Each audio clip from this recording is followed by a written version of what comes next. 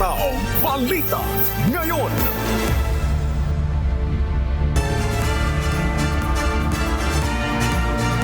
Magandang umaga, Luzon, Visayas, Mindanao at sa buong mundo.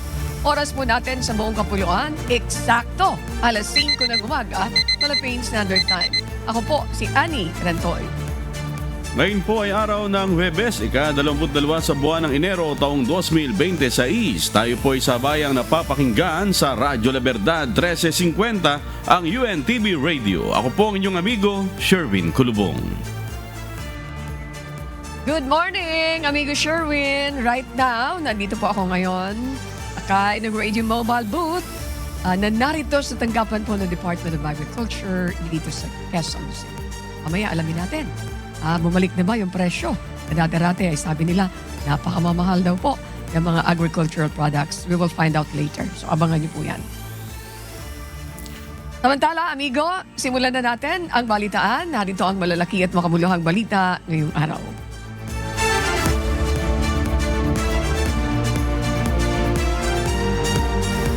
Tinimok ni Pangulong Ferdinand Marcos Jr. ang mga opisyal ng Bangsamoro Autonomous Region in Muslim Mindanao, BARN, na gawing prioridad ang kapakanan ng mamamayan at ang kanilang mga kabuhayan.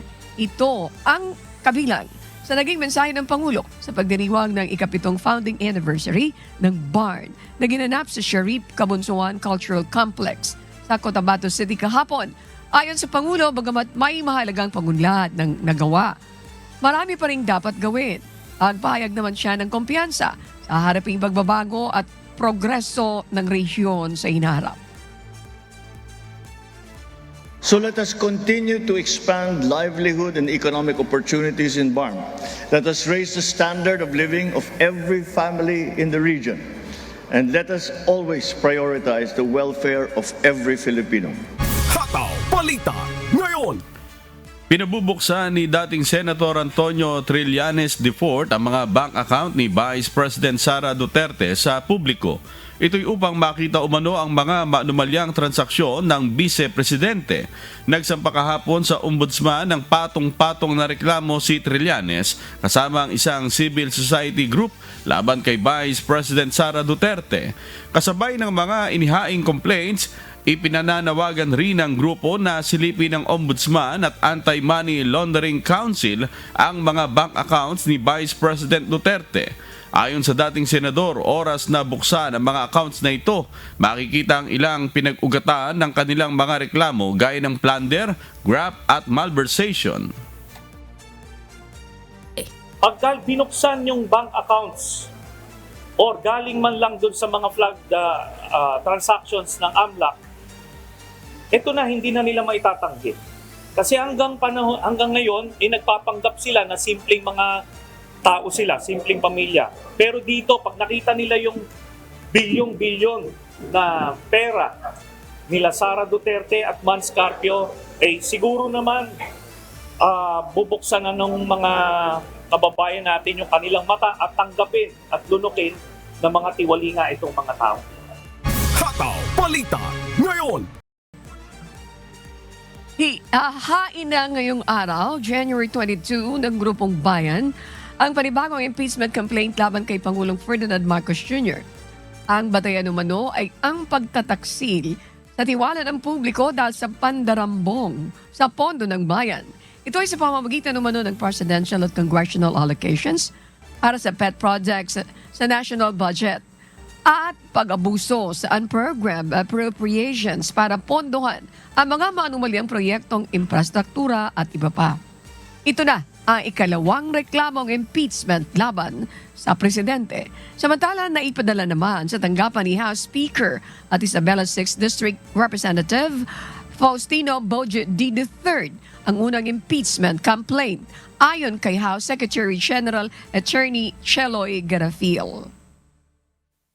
I think the procedure would be that it would be calendared, no? Meaning it will be mentioned in the open session once Congress resumes on the 26th. Hataw Balita ngayon.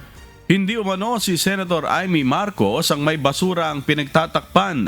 Ito ang kanyang tugon sa mga buwelta ni Senator Panfilo Lacson sa tinaguriang Minority Report.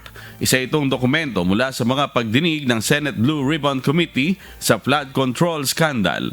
Mula ito sa Senate Minority Block na pinirmahan ng 6 sa 9 na miyembro ng minorya. Nakapaloob dito ang kanilang mga obserbasyon, findings, mga rekomendasyon at mga posibleng ihaing legislative measure. Ngunit sa isang panayam, sinabi ni Senator Ping na ang respeto ay nagbubunga ng respeto. Paano anya nito tatratuhin ng may respeto ang isang dokumentong sumisimbolo ng kawalan ng respeto sa komite at buong Senado? Kaya ayon sa senador, ang bagsak ng Minority Report ay sa basurahan. Hataw Balita ngayon. Kinumpirma naman ni Batangas 1st District Representative Leandro Ligarda Leviste na original incorporator si dating Budget Secretary Amena Pangandaman sa Solar Philippines Power Project Holdings Incorporated. Ang kumpanyang kanyang itinatag. Ayon kay Leviste, ito ay bago pa naging kawani ng gobyerno si Pangandaman at may isang nominal share lamang siya sa kumpanya. Dati umanong private consultant ng kanyang inang si Senador Loren Ligarda ang dating Budget Secretary.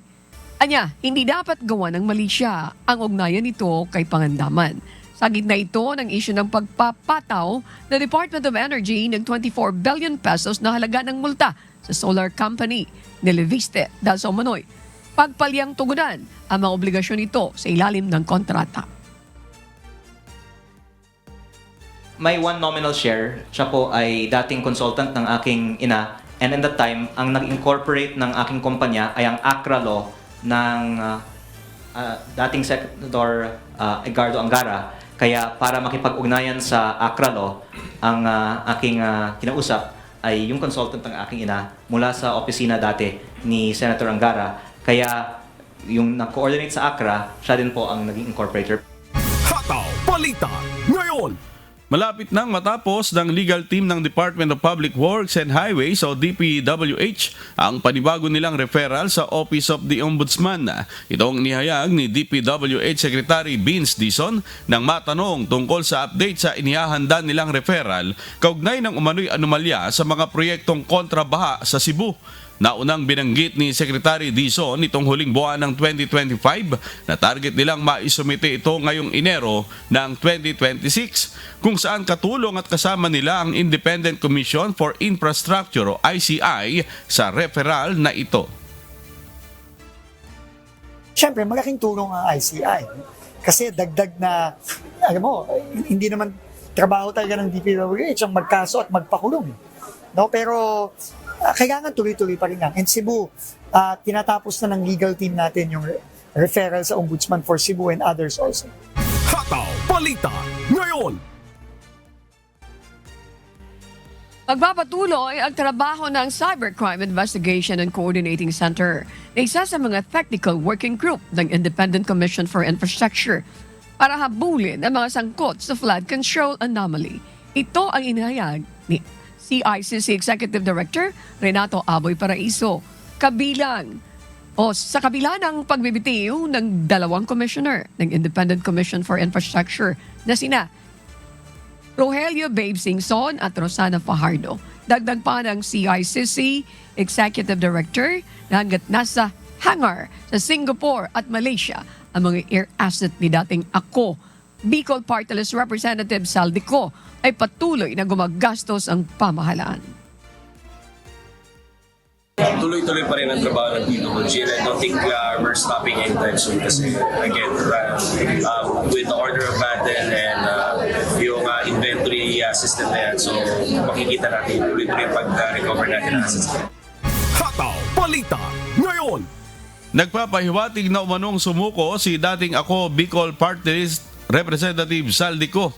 Ayon kay Department of the Interior and Local Government Secretary John Vic Remulla, sinasabing may surrender fillers na ang dating mambabatas na idinaan sa kanyang mga kakilalang pari. Gayunman, nilinaw ng kalihim na hindi pa beripikado ang impormasyong ito. Sa kabila nito, iginit ng kalihim na sineseryoso ng pamahalaan ang anumang pahiwatig ng pakikipagdialogo ng dating mambabatas. Huling na-monitor si Ko sa Portugal kung saan mayroon na umano itong Portuguese passport. Not exactly, parang nagpapakonect na gusto ng dialogue sa amin. So, pero of course, that's not verified. Parang nagsabi pa lang, sinabi ng kaibigan na pinaparating. Hataw Balita ngayon. Tinawag na last act of friendship the Department of the Interior and Local Government Secretary Jan Vic Remulla ang ginawa niyang paghatid kay dating Senator Bong Revilla Jr. sa Sandigan Bayan. Depensa pa ng kalihim, hindi rin ito matatawag na special treatment, lalo pat sa regular na kulungan lamang naman ikinulong ang dating senador. Sa mga video na lumabas sa social media, nakita na sa mismong sasakyan ni Secretary Remulla bumaba si Revilla. Ipinagbukas pa niya ito ng pinto pagbaba sa Sandigan Bayan. Napansin rin ng mga kritiko na hindi ito nakasuot ng detainee shirt at hindi nakaposas. Malayo sa sitwasyon ng kanyang mga kapwa-akusado nang dumating sa Sandigan Bayan. Well, wala pa, nakakulong na di ba? He's in a regular cell, wala siyang cellphone, wala siyang computer, wala siyang hot water, yung regular prisoner siya. So, kung special treatment lang, wala talaga. Di ko alam. Kasi hindi na ako sumama eh. Wala na akong, mamaya malalaman ko, makuha kayo report. Pero regular cell siya, tsaka general population. So kung special request, kung special treatment, wala talaga. Hataw Balita ngayon. Ibinigay na ng Senado sa Department of Justice ang kustodiya kay dating Department of Public Works and Highways o DPWH Bulacan 1st District Engineer Henry Alcantara. Mag-aalauna na ng hapon nang umalis sa Senate premises ang sasakyang magdadala sa kanya sa DOJ. Naging mahigpit ang seguridad kay Alcantara na nakasuot ng helmet at protective vest. Kahapon ng umaga, sumulat ang DOJ sa Senado para formal na hingi ng kustodiya kay Alcantara na isa sa mga testigo ng Estado sa flood control projects. Kasama siya sa 4 na individual na tinanggap sa Witness Protection Program. Initially under protective custody of the Witness Protection Program of the Department of Justice. No, that's it, basically. Hataw Balita ngayon. May mga unliquidated cash advance at unauthorized bank accounts ang Armed Forces of the Philippines na pinuna ang Commission on Audit. Ngunit nilinaw ng AFP na hindi ito otomatikong nangangahulugan na may korupsyon dito. Ang sa AFP, ang mga isyong binanggit sa COA report ay administrative at procedural in nature at bahagi ng tinatawag na corrective governance, hindi isang deklarasyon ng katiwalian si AFP. Batay sa 2024 audit report ng COA, umabot sa 72.80 million ang nasa 6 na hindi otorisadong bank account, habang 201.86 million naman ang hindi pa naliliquidate na cash advances kung saan malaking bahagi ang overdue. Yes, no? Ang pag mga ganito namang NACOA findings, hindi naman yan ibig sabihin na meron nang corruption doon. Ito are procedural in nature. So kung kailangan i-correct, itong sandatahang lakas ng Pilipinas, of course, we take this as like somewhat like a constructive criticism of sorts. And kailangan ayusin natin yung sistema, hindi ibig sabihin na may katiwalian, no? But kung meron man kailangang i-align para maging tama yung proseso, gagawin yun ng sandatahang lakas ng Pilipinas.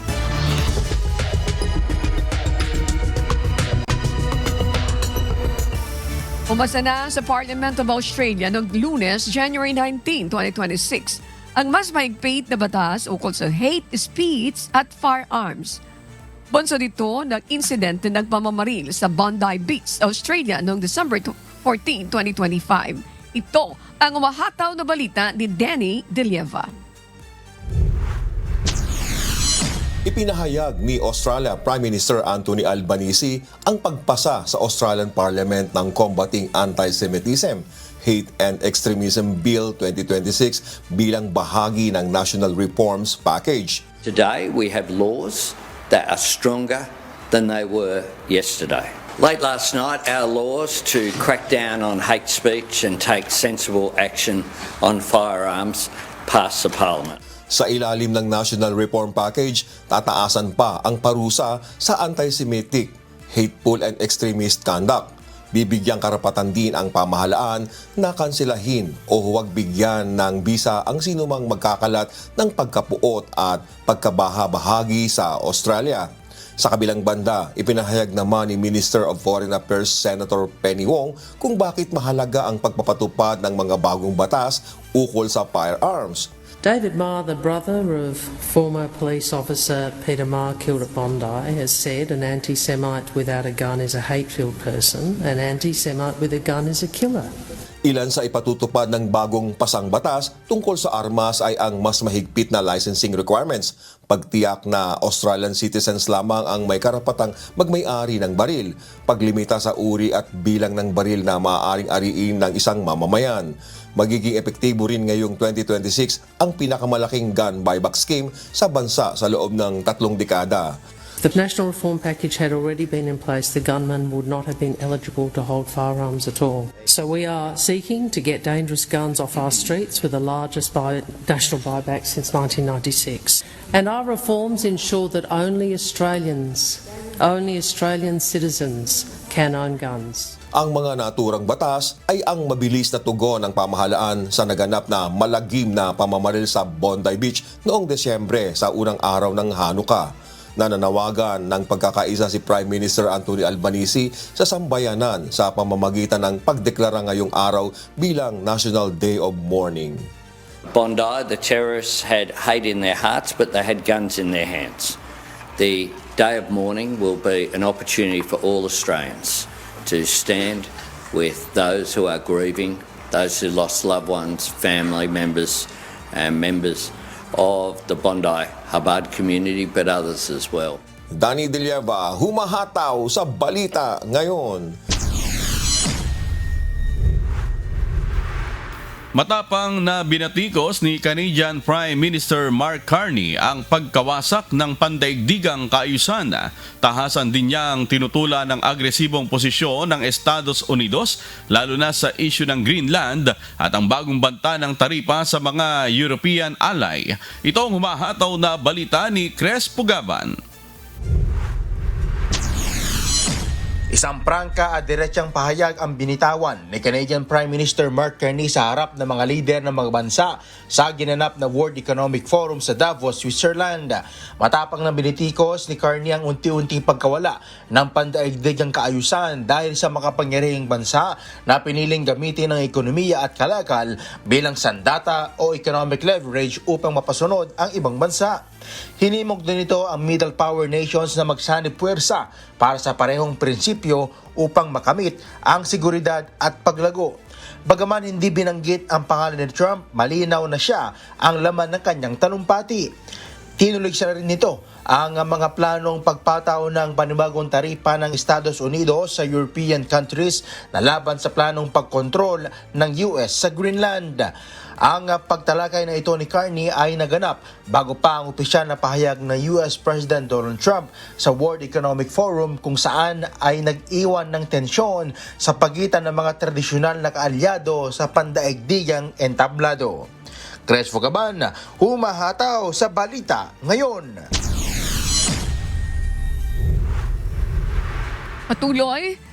Patuloy na tumataas ang flu activity sa US at Canada matapos ang biglang spike ng mga kaso noong kalagitnaan ng Disyembre, habang hindi pa rin umaabot sa ras ng flu season sa Amerika.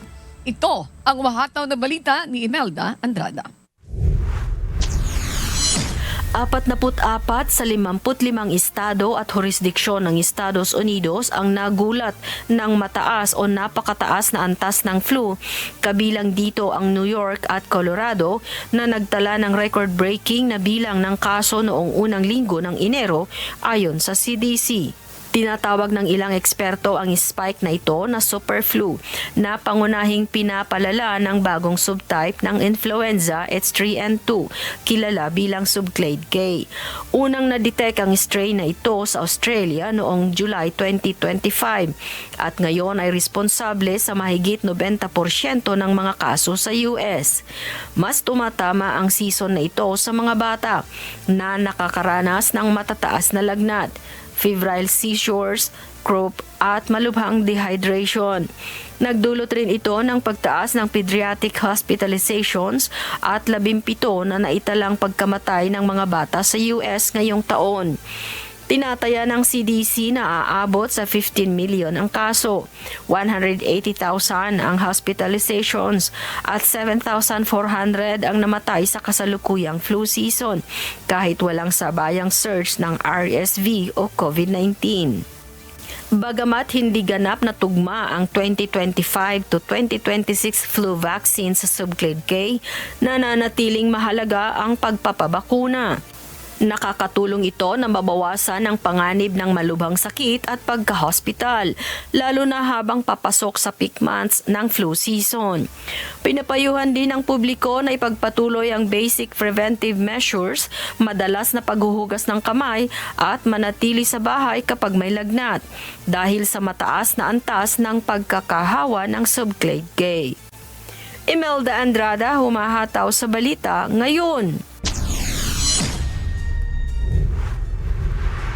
Isang tropical storm ang patuloy na nananalasa sa North Island, New Zealand.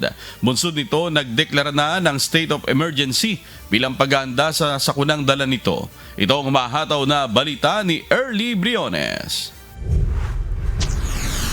Dahil sa walang tigil na pagbuhos ng ulan, nagpatupad ng red heavy rain warnings ang mga otoridad sa ilang rehiyon, kabilang ang Northland, Coromandel, Bay of Plenty at hilagang bahagi ng Gisborne. Ang red heavy rain warnings ay ginagamit lamang kapag ang panahon ay totoong matindi at inaasahan na ang matinding epekto at abala nito sa komunidad. Samantala, nagpatupad naman ng orange warning sa Auckland at ilang bahagi ng Tairafiti at Hawke's Bay, habang inaasahang magpatuloy ang malalakas na ulan hanggang madaling araw. Dahil sa matinding pagbaha, tuluyan ng inaccessible ang escape mula Opotiki sa Bay of Plenty hanggang Okitu sa Gisborne, matapos isara ang mga pangunahing kalsada. Nakapagtala rin ng malawakang pagbaha sa ilang pangbayan kung saan lumubog na ang mga bahay at kalsada. Nakaranas din ng pagkawala ng kuryente at pag-apaw ng mga ilog, kaya napilitan ng lumikas sa mga residente sa lugar. Patuloy ang panawagan ng emergency services at lokal na pamahalaan sa mga residente at bakasyonista sa mabababang lugar na lumikas agad bilang pag-iingat. Tinatayang katumbas ng isang buwang ulan ang maaaring maitala sa loob lamang ng 2 hanggang 3 araw sa ilang bahagi ng Northland, kung saan mahigit 200 mm na ang sukat ng ulan sa loob ng isang araw. Sa South Island, may orange heavy rain warnings na rin sa parte ng Tasman, habang naka-alerto rin ng Nelson, Westland at Canterbury, kabilang ang Christchurch. Early Briones, humahataw sa balita ngayon. Sa magpapatuloy ng Hataw Balita ngayon, makakasama natin ngayong umaga si Asek Arnel de Mesa, ang tagapagsalita po ng Department of Agriculture upang pag-usapan ang mataas na presyo ng pagkain. Magandang umaga po sa inyo, Asek de Mesa. Magandang umaga, Ani. Magandang umaga po sa lahat ng taga-subaybay natin ngayong araw na ito. Maraming salamat. Sige, I will go direct to the point. Ako'y Bicolana. Yeah. Pag kumakain ako, gusto ko may labuyo. Kailangan medyo mahal. I was surprised. Ako, 1,000 mahigit ang presyo ng labuyo. Ano yung mga konkretong hakbang ng Department of Agriculture upang sumpuin po ang mga mapagsamantala daw na nagmamahal na presyo? Akala ko mapagsamantalang mga trader. Nagmamahal na presyo ng pagkain, lalo na ngayong may mga ulat na biglaan price hikes doon sa mga pamilyan. Asik de Mesa. Yes, Ani. Actually, yung presyo ng labuyo, malaki na yung ibinaba simula noong last quarter last year. Specifically, nung pumasok yung November, December. Tama ka, nasa 800 hanggang 1,000 sa ibang area. Ngayon, depende sa area, nasa mga 400 hanggang 500 pesos na lamang. Meron pa rin yung mga 600 sa ibang area. Bagamat, ayun nga, medyo mataas pa rin. Itong labuyo, kasama na yung kamatis, medyo mataas pa rin. Nasa mga 180, 150 yung kamatis. Yung sa huling monitoring namin ng isang araw, nasa 130 hanggang 140 yung kamatis. Itong kamatis, yung sili, mga solanaceous crops, seasonal yan, highly seasonal. Tuwing tag-ulan, medyo mahirap padamihin yan. Kasi medyo takot sa tubig, yung waterlogging na tinatawag. Pero dahil tag-init na ngayon, inaasahan natin na malaki na yung ibababa pag pumasok na yung harvest niyan. Matandaan natin kapag tag-araw, dyan nagsisimula yung sobrang harvest naman na kamatis, itinatapon, etc. So, isang factor talaga dito yung seasonality. Pangalawa, of course, yung mga nagdaan na kalamidad at kasi tayo, 'di ba? Archipelagic nation. Kapag merong signal number 1, yung mga source natin, halimbawa yung kalamansi sa Mindoro, hindi na yan maitatawid. Maghihintay ng ilang araw. So itong mga factors na to nagko-contribute kung bakit merong mga pagtaas ng presyo. Pero naman yan, hindi naman yan masyadong tumataas. Ulitin natin po, Asek. Yung binabanggit na kamatis, labuyo, kalamansi na napakatataas ng presyo, sabi nyo, yung reason nito is because seasonal. Kapag katagulan, takot itong mga pananim na ito. Pero habang umiinit, maganda po ang nagiging tubo nito. Another thing ay ang weather. Okay, maraming mga nagdaang mga typhoon, floods, ayan, sa ating bansa. So ayan, how about may binabanggit din kasi po na mayroon ba kayo natukoy na hoarding, cartel, o manipulasyon doon sa presyo? Kung mayroon man.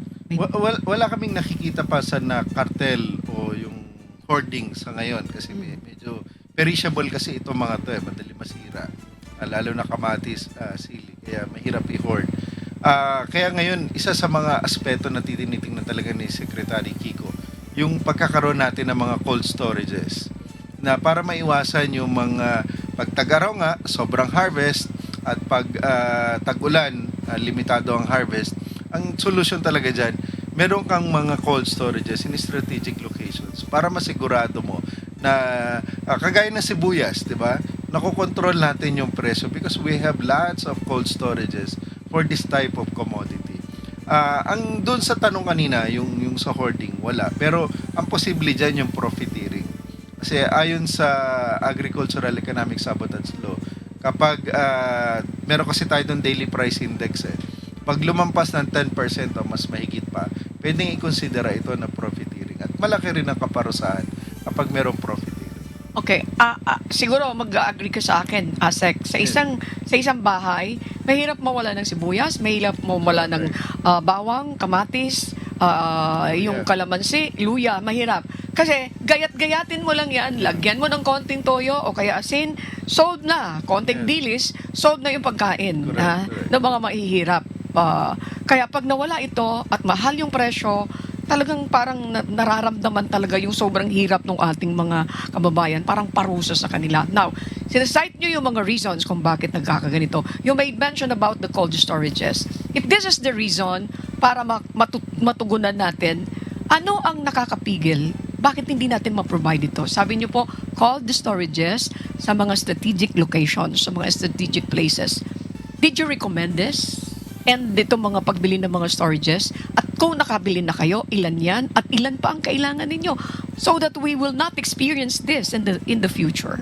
Yung mga cold storages natin, actually ongoing na yan. Marami nang naitayo dyan for onions, sa ibang commodity. Actually sa Kamsur, yung isa sa pinakamalaki ang tawag natin, mega cold storage, ay ina-expect natin na matatapos kung hindi September of this year.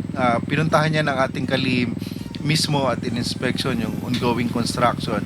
At mabilis yung paggawa. Ina-expect niya na actually mga next year pa. Pero dahil mabilis yung paggagawa kasama si Governor El Rey, ay ina-expect na mas maagang matatapos. Ang bukod dito sa pagtatayo ng mga cold storages, mahigpit yung ginagawa ng ating kagawaran. Mismong si Secretary Kiko, sina Asek Ibarra, madalas silang gumagawa ng mga market visits. Kasi itong mga market visits na to importante. nakikita namin pag minsan, pag merong mga ganito, natitame talaga yung presyo, yung ugnayan sa mga stakeholders. And of course, yung intervention natin through Kadiwa para yung mura talaga na produkto makarating din talaga doon sa ating mga kababayan. Okay. Papalapit na ang summer season. Okay. Yes. Ano naman ang ini-expect natin na pag summer season, we will experience this? And ano ang mga ginagawa yung preparasyon para hindi masyadong mabigitan yung ating mga kababayan?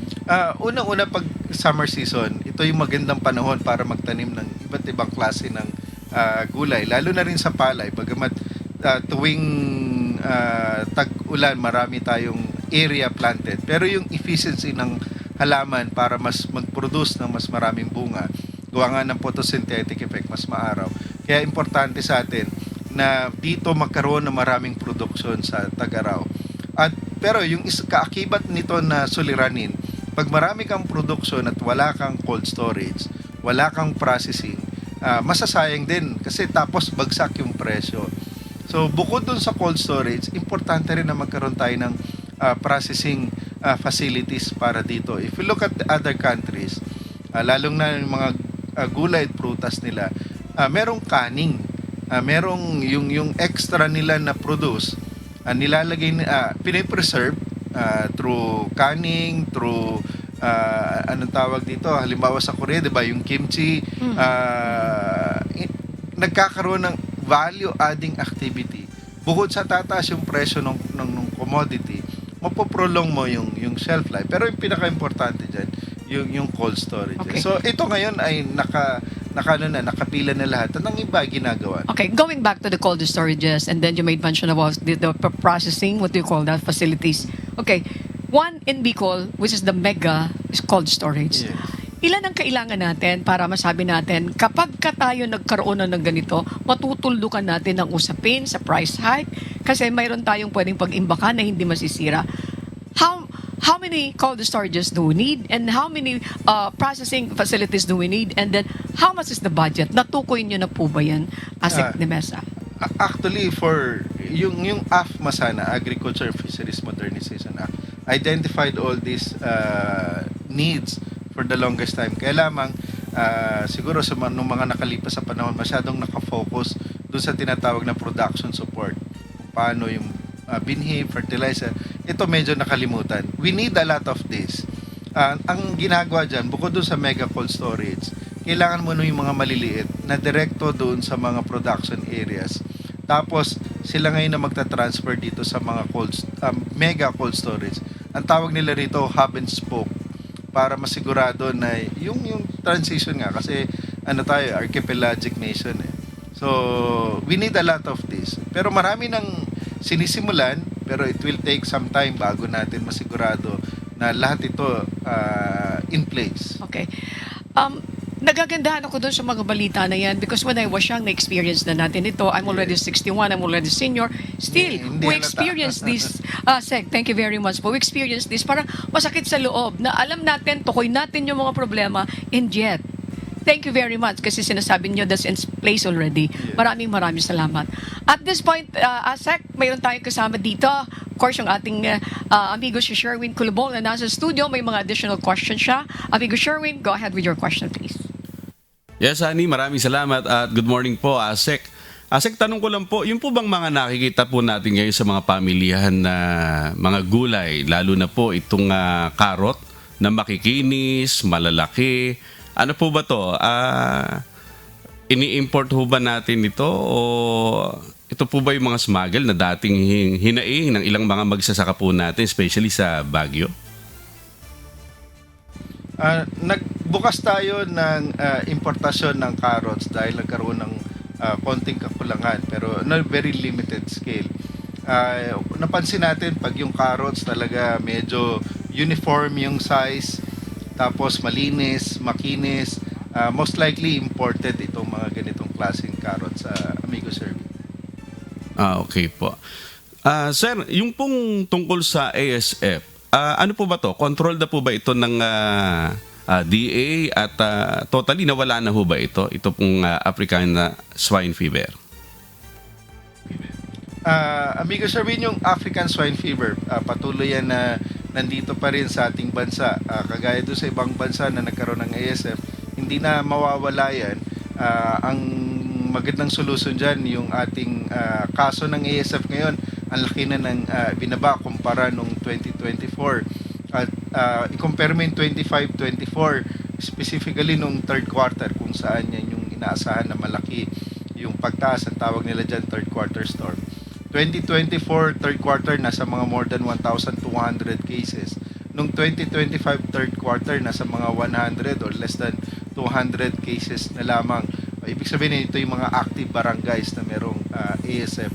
At patuloy na bumababa itong ganitong klase ng sakit. Kasi pag tinamaan ng isang farm ng ASF, talagang halos 100% mortality yan. Ganun kahirap. At malaki yung nabawas. Ang maganda rito, patuloy yung ating repopulation program sa swine industry at unti-unti nakakabangon na tayo. Right, maraming salamat po. Back to you, Annie. Maraming salamat, amigo Sherwin. Asek, napakaganda po ng background nyo. You graduated from University of the Philippines. Nandito po kayo ng 25 years. Yes, Diba po? Thank you very much. Swak na swak kayo dun sa pwesto. Now, kung mayroon kayo the first 3 major programs na dapat ma-implement na Department of Agriculture, ano po yan? At ito ba'y nabanggit nyo na kay kay Secretary Cho Laurel? At kung nabanggit nyo, ano yung response niya tungkol doon sa proposal niyo? Actually, ginagawa na ni Secretary ngayon yung tatlong pangunahing dapat tutukan talaga rin ng ating kagawaran. Kasi napakahusay ng ating Secretary, very proactive. At kailangan talaga ng matinding konsultasyon. At yun kanya madalas na ginagawa. Una rito yung kailangan tutukan ang patubig, irigasyon. Kasi kung walang tubig talaga, kulang ang tubig, mahihirapan ka na magtanim, mahihirapan ka mag-alaga ng hayop, pati sa pangisdaan. So unang-una yung tubig. At malaki pa yung ating potential irrigable area, more than 1 million hectares. So we need a lot of investment sa irrigation. Hindi ka pwedeng mag-hybrid or kahit inbred rice kung hindi sapat ang patubig. Pangalawa, yung mga post-harvest facility requirement natin. Kasi ang laki ng losses natin from rice to high-value crops. Yung mangga, yan ang reported ng SIRCA, nagkaroon ng pag-aaral dyan, na up to 50% ng ating mangga nasasayang dahil maling packaging, sa transportation. Kasi manipis lang ang balat ng mangga. Excuse me. Kaya madaling masira during transportation. Yung gulay, halimbawa galing sa La Trinidad, ganito kalaki yung repolyo. Pagdating niya sa Maynila, ganito nakaliit. Pero doble yung mahal. Kasi nga yung transport, yung packaging hindi maganda. So we need to address all of this. Kasama na rito yung cold storage. At of course yung pangatlo, yung sa data management natin. Kaya very soon si Secretary ilo-launch na yung ating command center. We need to digitalize agriculture for proper decision making. Napaka-importante ng tamang datos. Yun nga, yung palaging sinasabi natin, yung adage na garbage in, garbage out. Pag hindi maganda yung datos, magmula yan sa extension, yung problema sa extension. Yung mga datos galing sa baba, sa mga local government units, pag hindi tama yung pagkakakuha, yung informasyon pagdating dito sa central office. So medyo kailangang ayusin lahat itong mga bagay. At this point po, thank you for that. What is your final message doon sa ating mga kababayan na medyo nasasaktan doon sa medyo kataasan ng presyo ng mga agricultural products? Pero you explained already yung mga reasons kung bakit nagkakaroon ng ganon. Go ahead po. Again, maraming salamat Ma'am Annie, amigo Sherwin sa pagkakataon ngayong umaga. Muli po makakaasa yung ating mga kababayan ng patuloy na pagsusumikap ng ating kagawaran sa pamumuno ng ating kalihim, Secretary Francisco Chu Laurel Jr. at ng ating Pangulo sa paggabay ng ating Pangulo. Gusto kong ibalita, Ma'am Annie, na yung huling survey ng Octa Research, ang laki ng binaba nung tinatawag na self-rated food poverty nung huling bahagi ng 2025 from 49% to 30%. 19%, ito yung pinakamalaking pagbaba ng self-rated food poverty. Siguro pwedeng ma-attribute ito doon sa pagsusumikap nga ng ating pamahalaan na tulungan ang ating mga kababayan na maibsan yung kagutuman. Katuwang natin dito yung DSWD, DILC, DTI at iba pang ahensya ng pamahalaan. At muli po, makakaasa kayo ng tuloy-tuloy na serbisyo. Muli po, magandang umaga at maraming salamat. Lulan po ng Radio Mobile Booth sa ngalan ni Kuya Daniel Rason. Maraming salamat, Asik Arnel de Mesa, ang spokesperson po ng Department of Agriculture. Keep safe po at magandang umaga.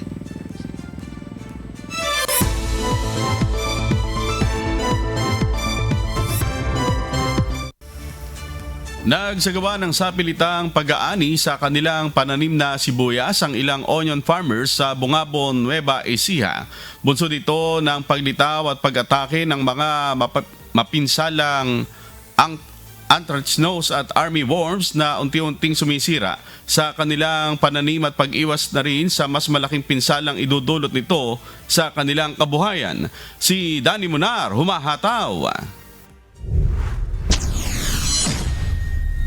Sa pilitang inani ang halos 8,000 metro kwadradong taniman ng puting sibuyas ni Mang Domingo sa Barangay Pesa, Bungabon, Nueva Ecija.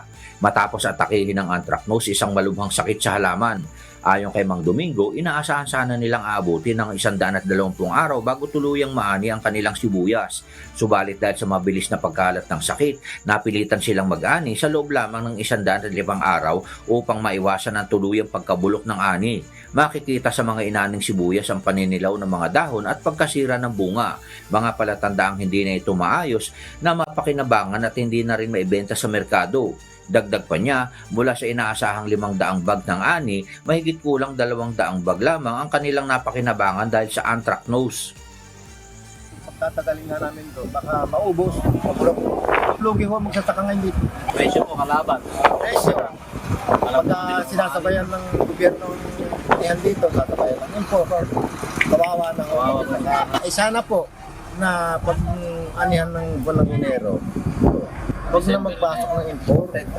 Para yung inaani konti-konti, makabawi yung magsasaka. Mabigyan ng magandang presyo. Mabigyan ng magandang presyo. Samantala, sa tala ng Bungabon Municipal Agriculture Office o MAU, 5 onion farmers naman na may kabuang 2.28 hektaryang taniman sa Barangay Tugatog ang apektado ng army worms o harabas. Yun nga dapat ang maitulong ng gobyerno natin, yung dapat masolusyonan yung taon-taon na problema ng magsasaka na gaya nga ng harabas niyan. Kasi walang matitira pagka dinaanan ng harabas. Ang laki pa naman ng gastos ng sibuyas. Meron na dyan sa mga karatig barangay natin, hindi rin malabo na papunta na rin dito yung mga harabas. Ang army worms o harabas ay isang uri ng uod na mabilis dumami at kumakain ng dahon ng pananim. Kapag hindi agad naagapan, maaari nitong sirain ang hanggang 80% ng tanim na sibuyas. Samantala, ang anthracnose ay isang uri ng fungal disease na sumisira sa dahon, bulaklak, tangkay at bunga ng halaman at karaniwang lumilitaw sa pabago-bagong klima dulot ng climate change. Sa ngayon, patuloy ang monitoring ng Office of the Provincial Agriculturist sa mga taniman ng sibuyas sa iba't ibang bayan ng lalawigan upang maagapan ang pagkalat ng sakit at peste. Danny Munar, humahataw sa balita ngayon.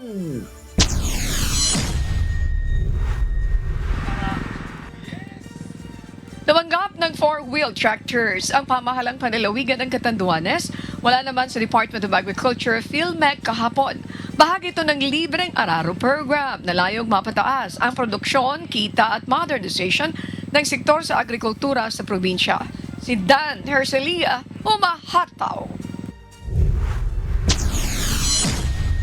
Ipinamahagi ng Department of Agriculture Philippine Center for Post-Harvest Development and Mechanization o DA-PhilMec ang mga 4-wheel tractors na nagkakahalaga ng 14.4 million pesos sa pamahalaang panlalawigan ng Catanduanes.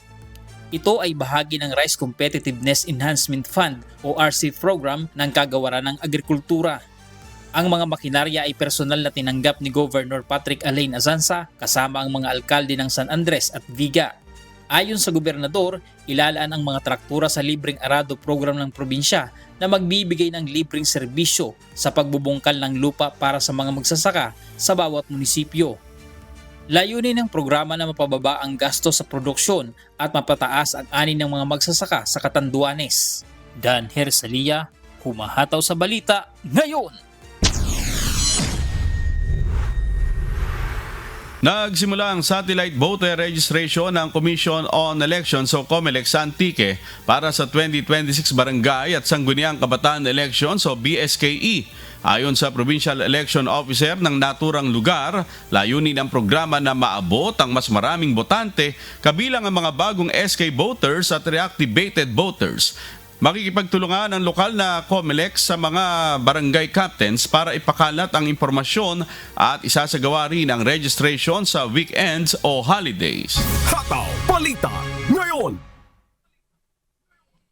Nagsimula na ang trabaho ng mga evacuee na naapektuhan ng pag-aalboroto ng Bulkang Mayon sa loob ng 6-kilometer permanent danger zone. Bahagi ito ng programa ng Department of Social Welfare and Development para sa displaced families. Si Ryan Salatandol, humahataw. Nagsimula na kahapon ang Cash for Work program ng Department of Social Welfare and Development o DSWD para sa mga pamilyang pansamantalang lumikas dahil sa patuloy na pag-aalboroto ng Bulkang Mayon. Sa buwang evacuation center sa Tabaco City, Albay, naabutan namin ng ilang evacuee na abala sa paglilinis ng bakuran at pagsasaayos ng paligid ng evacuation center. Bahagi ito ng kanilang trabaho sa ilalim ng programa ng pamahalaan, kapalit ang sahod na magagamit nila habang nananatili sa evacuation sites. Ito po sa ngayon napakalaking bagay po na binigay ng gobyerno ng DSWD na tulong sa mga evacuees kasi po sa ngayon po hindi po sila makapagtanim at apektado po yung kanilang taniman. So hindi lang po sa nagtatanim, kahit na gusto magtanim, hindi makapagtanim kasi po naapektuhan na po yung lupa na taniman. Isa sa mga benepisyaryo ng Cash for Work si Tatay Julio na kabilang sa Persons with Disability o PWD. Sa kabila ng kanyang kalagayan, nabigyan pa rin siya ng pagkakataong magtrabaho sa evacuation center. Ayon sa kanya, malaking tulong ang programang ito upang matustusan ang pangangailangan ng kanyang pamilya. Kahit sir na ganito ang buhay ko, kahit ano po, magtatanim po, kahit paano pong trabaho, kaya ko pa ba po. Samantala, si Mang Alfredo na dating nagtitinda ng mga halaman sa Mayon Planetarium ay nawala ng hanap buhay matapos isara ang lugar dahil sa aktibidad ng bulkan. Naisama po kami sa trabaho pong ganito. Natutuwa naman po kami kasi mayroon din naman po kami inaasahan. Kasi yung hanap buhay po namin, wala po kami hanap buhay sa taas ngayon. Kasi ang hanap buhay namin sa taas lang po sa Mayon Planetarium po.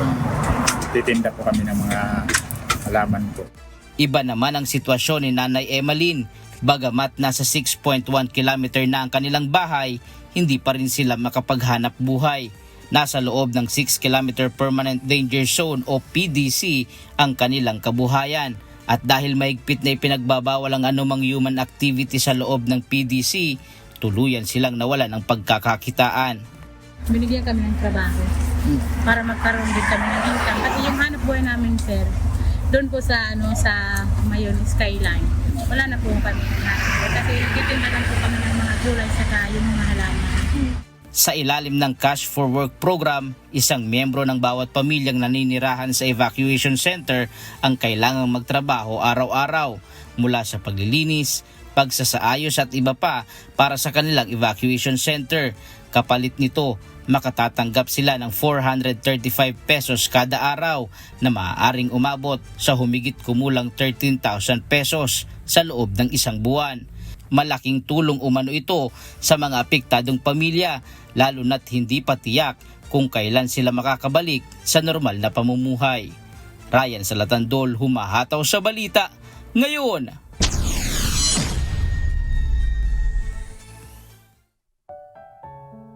Sa aming ibabahaging mga salita ng Diyos na ating sandigan mula sa Ecclesiastes Kapitulo 5, Talatang 4.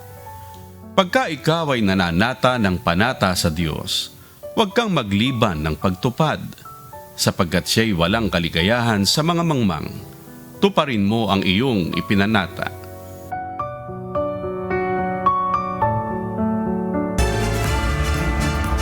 At yan po ang mga humahataw na balita ngayong umaga ng Huwebes, ika-22 sa buwan ng Enero 2026. Ako po ang inyong amigo, Sherwin Kulubong. Maraming salamat, amigo Sherwin. Wala nang batay, sabi ni Adet. Thank you, Diyos, sa Alex, Paraon, and Bernie. Tama si Carl at saka si Races. Adet, thank you. Sa lahat po, and of course, ating technical director, si Rap. Thank you very much, Rap Pelayo. Mga kasambahay, sa lahat ng bumubuo ng UNTV News and Rescue, UNTV Radio Labrador 1350 at ng ating mga correspondent mula sa Pilipinas at sa iba't ibang panig ng mundo, Jerickson and Christian. Ako naman po si Annie Rentoy. At dito sa UNTV at UNTV Radio Libertad 1350, Diyos ang aming sandigan, serbisyo publiko ang aming pinahahalagahan. Susunod na po ang Good Morning Kuya. Salamat po sa Diyos at magandang umaga.